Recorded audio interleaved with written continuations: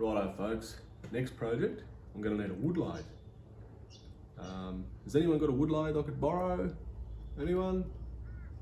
Yeah? No? It's okay. It's fine. I'll just make my own. The lathe bed here. It's all cut out, ready to go. And I've got this contraption, and that's going to mount on that. So I've got this drill, variable speed, RPMs up to 3,000 revs a minute. Born to be a lathe. That'll mount. I've got an old grinder head here for the tail stock, live centre. Just the tool rest here. I'll just put it in there like that. Righto, let's see if she works.